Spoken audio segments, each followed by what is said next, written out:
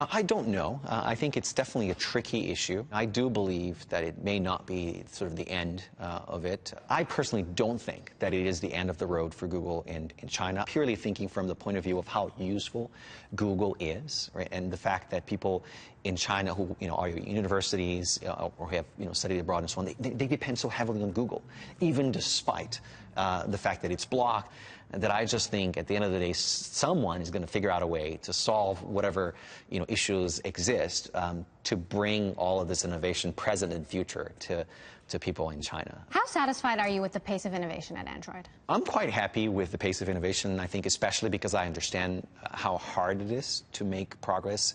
When you're literally supporting hundreds of OEMs and partners around the world. In many ways, I think Android is entering a new phase, right, by expressing itself through so many different screens and different types of devices, that there's basically an entirely new and completely unexplored galaxy of possibilities here. Google doesn't really make money off of Android, and it's not doing well when it comes to mobile advertising. And companies like Xiaomi have built huge businesses off the back of Android. Do you think that making Android open was the right call for Google? I think Android as an open platform is the only call that Google could have made on this. It would be impossible to get the level of adoption that we've seen from a closed operating system. It just wouldn't go anywhere, right? Plus, you would never be able to build such an amazing developer story. Android was probably the best decision that Google ever made, years ago. And of course, the fruit of that will be around for very, very many decades. But how does Google make money off it? I mean, they pay Apple billions of dollars to have Google on the iPhone. Think about what would have happened if Android wasn't open. If, for example, the apps that were loaded on phones running some alternative closed version of Android were mandated by someone. Just think about what that would mean for Google, right? It means that people would not necessarily make a choice of which browser to use, which search engine to use. When you have a closed operating system that mandates, certain behaviors on people, it's unfair, right? It would be unfair for Google and basically anybody else. So absolutely one of the best things that have ever happened in tech over the last few decades. You think Google would ever close Android, put walls up around it? I think Google would never do that.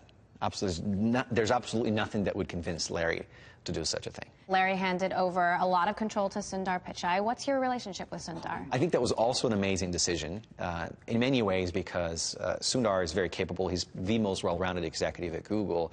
He's a great product guy. He's a great business guy. It frees up time for Larry to think about what should Google be 10 years from now? How do we think about deep minds and artificial intelligence? How does it affect design for future products? It's very hard to do both of those things at the same time, right? Do you and Sundar still have a relationship? I mean, now that you're at Xiaomi, do you guys collaborate? We do. We're an Android partner, first and foremost. We try to, be, in front of the pack, if you will, when it comes to upgrading operating system and, using all the innovations that are coming from Google. We spend time together, every few months or so when I come and visit. Would Xiaomi ever build its own operating system outside of Android? We wouldn't build our own operating system for smartphones or TVs or these products, simply because it doesn't make sense to do that. We'd much rather use that engineering horsepower building interesting services and capabilities on top of Android that add value versus starting again. Everyone who's tried over the last few years has completely failed, despite having many times more resources than we would have, as a startup, which we kind of still are. So we wouldn't.